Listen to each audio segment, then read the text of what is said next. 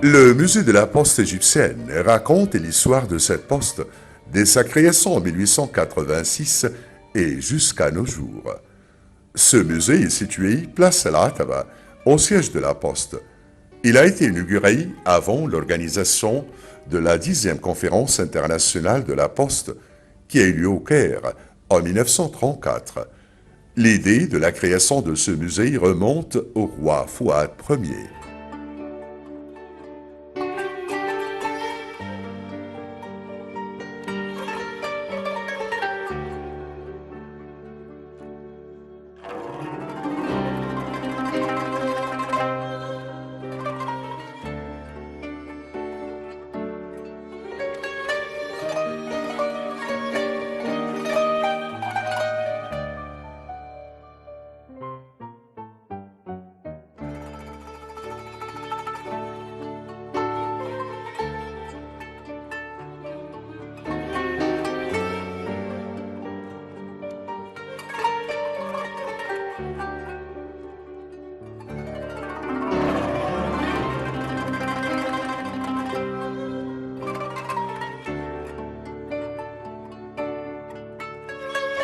Le musée a été rénové et inauguré à nouveau en février 1989. Le musée montre aux visiteurs le développement du service postal dès l'époque des pharaons et jusqu'à nos jours.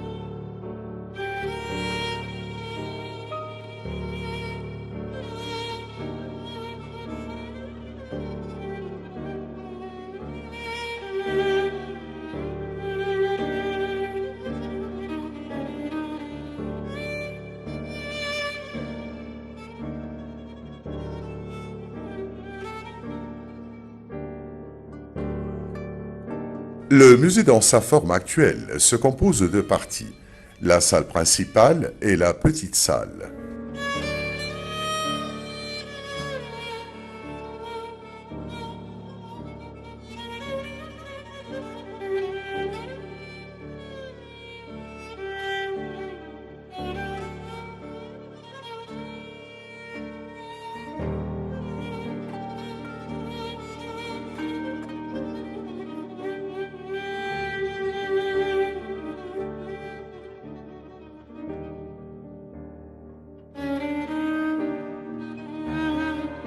La première comprend des sections historiques qui montrent les moyens de transporter le courrier par moyens maritimes, terrestres et aériens, ainsi que le développement des outils postaux.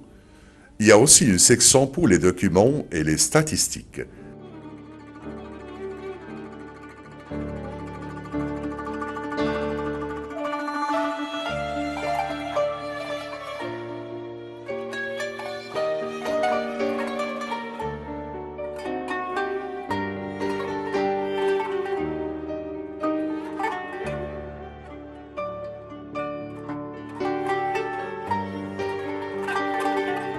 La petite salle est dédiée au timbre-poste et ses outils.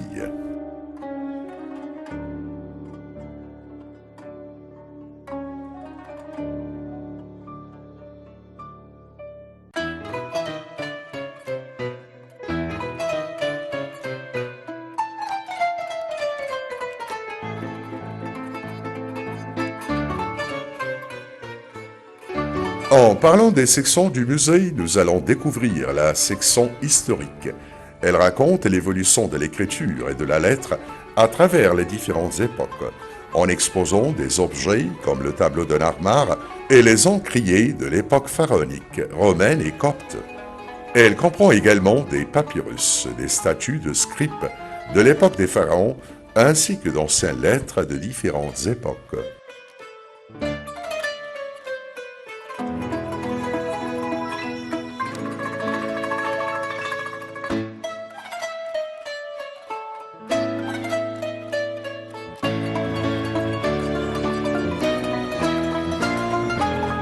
Ces modèles sont faits en plâtre et en bois et sont fabriqués par des artistes spécialisés.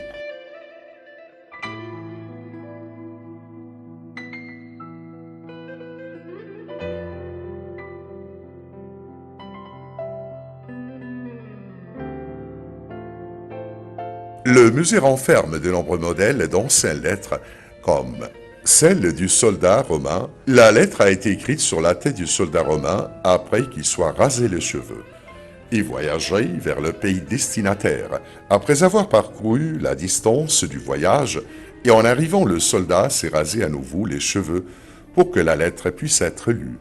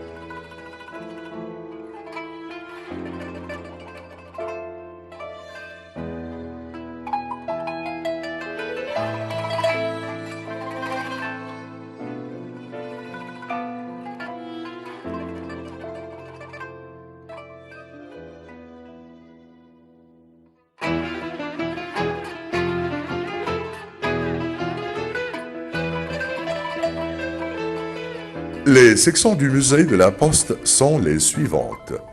La section de conférences comporte des photos du fondateur de l'Union générale de la Poste, ainsi que des conférences internationales de la Poste, de 1874 à 1924, en plus des copies des conventions conclues à chaque conférence.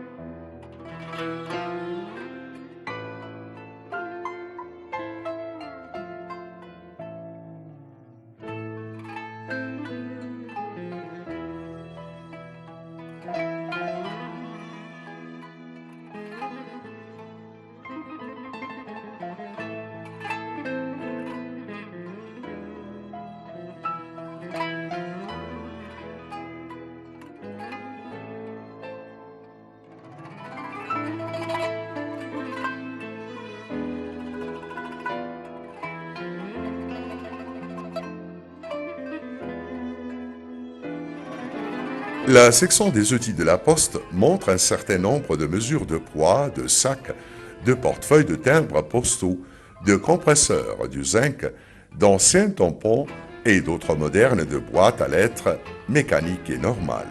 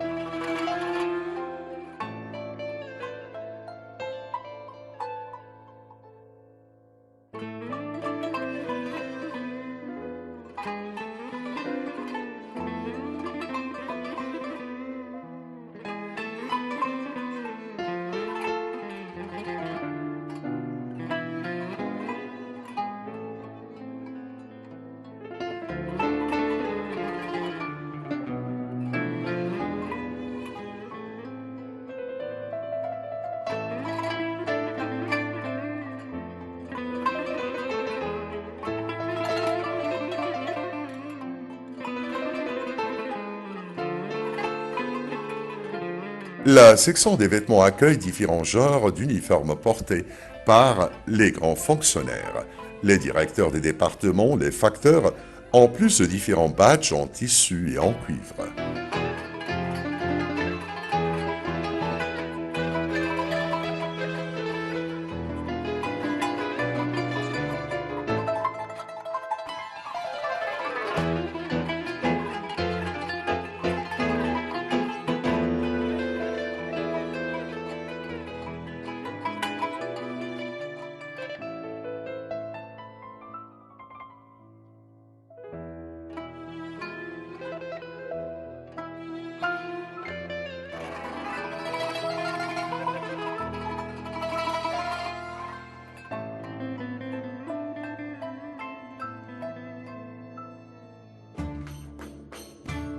La section des bâtiments, elle comprend des maquettes d'un certain nombre de bâtiments appartenant à la Poste, comme l'organisme de la Poste du Caire, le bureau de Port Saïd et de Port Fouad, en plus de la maquette d'un bureau de poste dans un village, et un autre au département des distributions et de contrôle du courrier du Caire.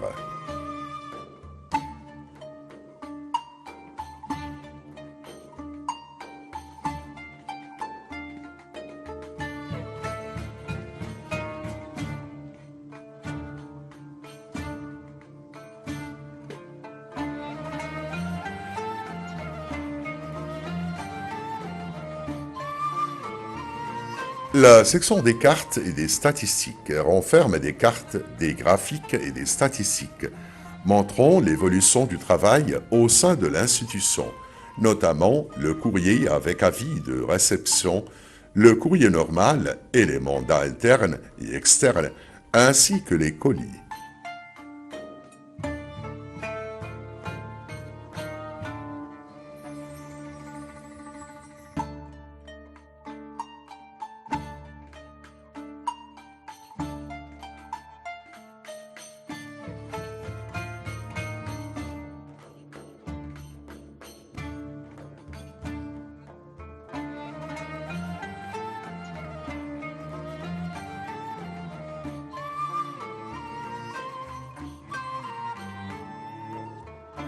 La section du transport se divise en deux parties. La première est consacrée aux moyens de transport maritime. Elle comporte des modèles miniatures de ces moyens comme le bateau de Carthage. Il est le premier bateau de la Compagnie de l'Inde à avoir traversé le canal de Suez, transportant du courrier.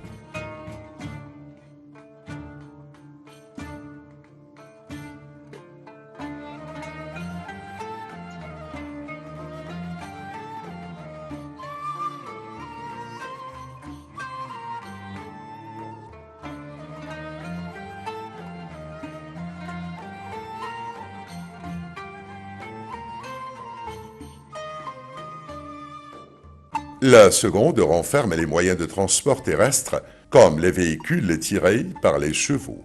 Il y a également des modèles miniatures de bureaux de poste.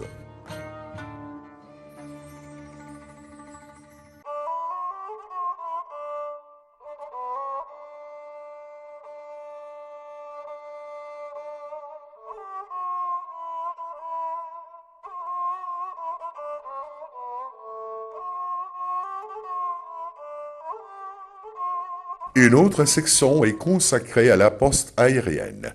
C'est une section qui comprend différents modèles de pigeons voyageurs, d'avions offerts par Imperial Airways et Deutsche Airlines.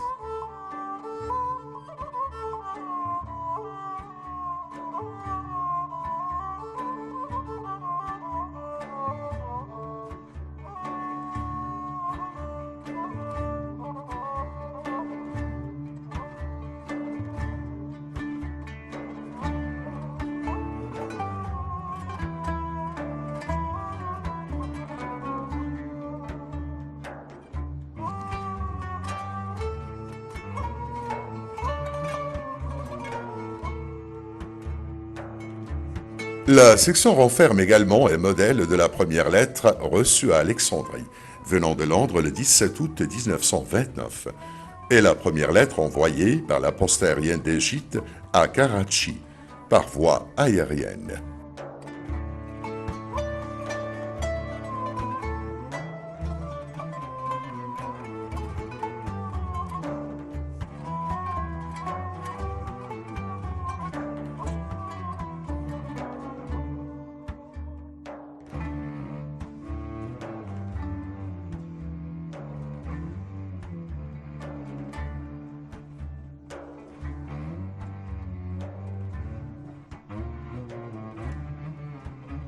La section étrangère, elle comporte des images de bâtiments et de musées, de certaines administrations postales étrangères, en plus de quelques outils utilisés par ces administrations.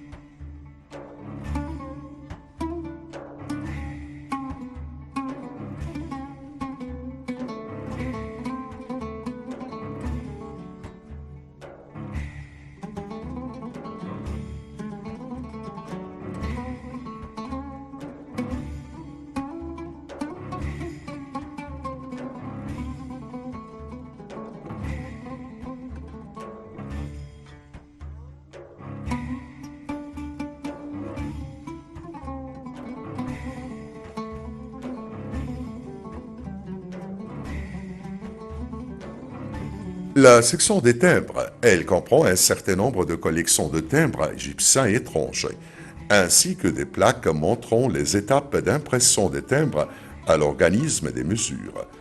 La section renferme également des modèles uniques de timbres d'Europe, d'Afrique, d'Asie, d'Amérique et d'Australie.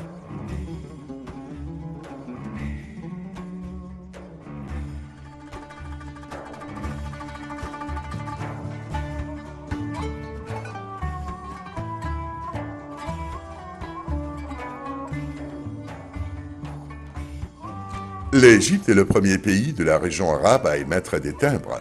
C'était en janvier 1866.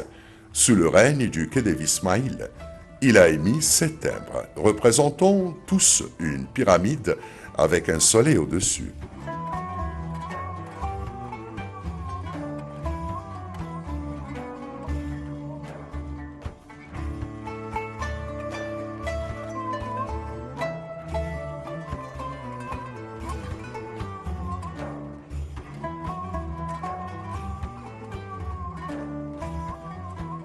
Les timbres postes égyptiens ont toujours conservé le caractère égyptien du point de vue de la conception et la présence du terme Égypte au milieu du timbre.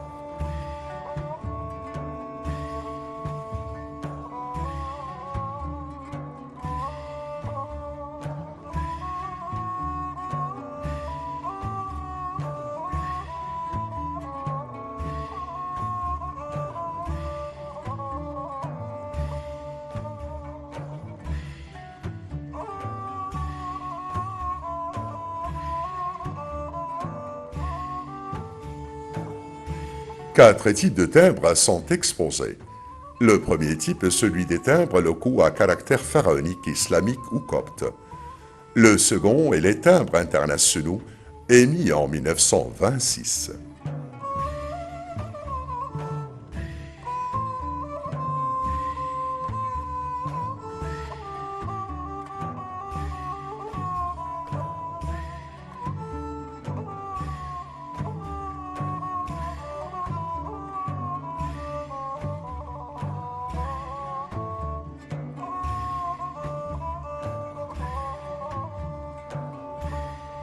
Le troisième type est représenté par les timbres populaires qui portent souvent des aigles et des faucons.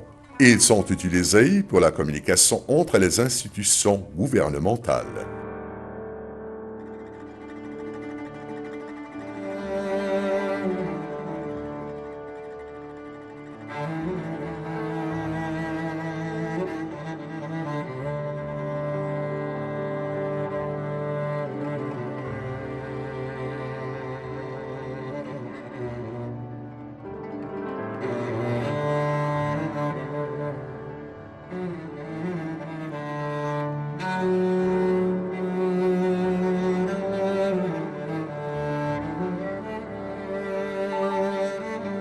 Quant au quatrième type, il est représenté par les timbres commémoratifs qui ont commencé à apparaître en 1925 à l'occasion de la conférence géographique internationale. Le musée égyptien de la Poste est très riche en timbres commémoratifs.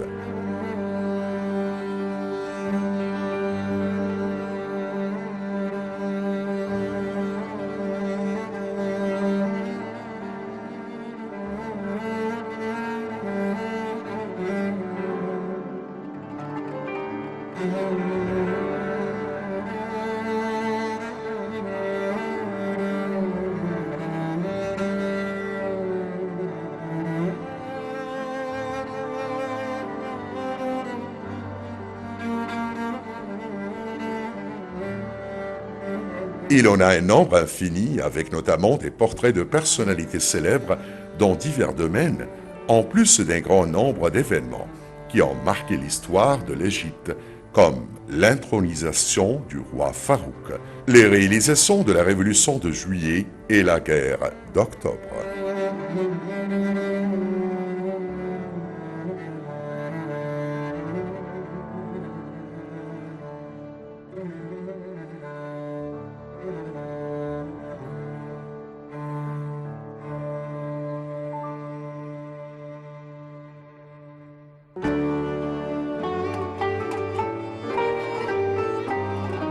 La section des timbres égyptiens expose des timbres ordinaires, aériens, commémoratifs et gouvernementaux, datant de 1866.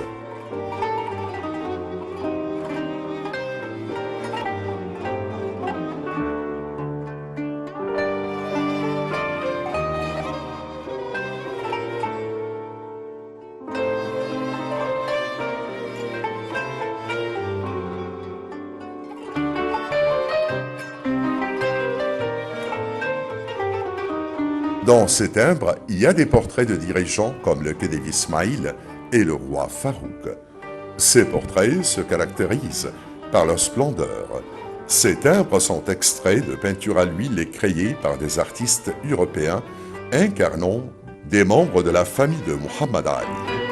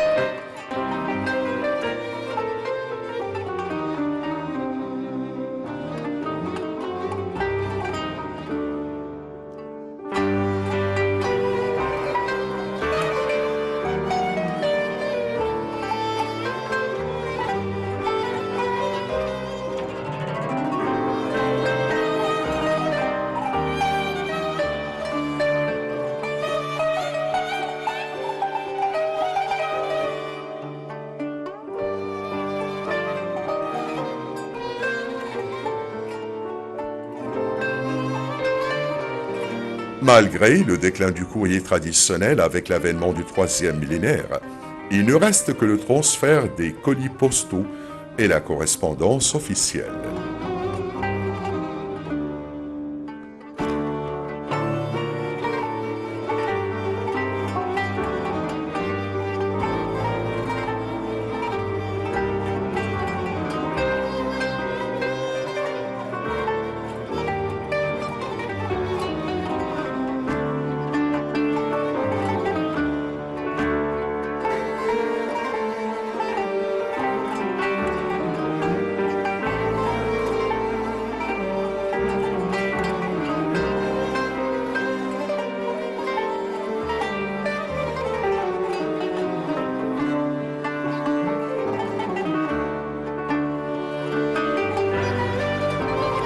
Le musée du courrier met la lumière sur une période que la génération de la technologie, de l'information et de la mondialisation n'a pas connue. Une génération qui voit le monde comme un seul village. Le musée lui raconte donc une histoire qu'elle n'a pas connue.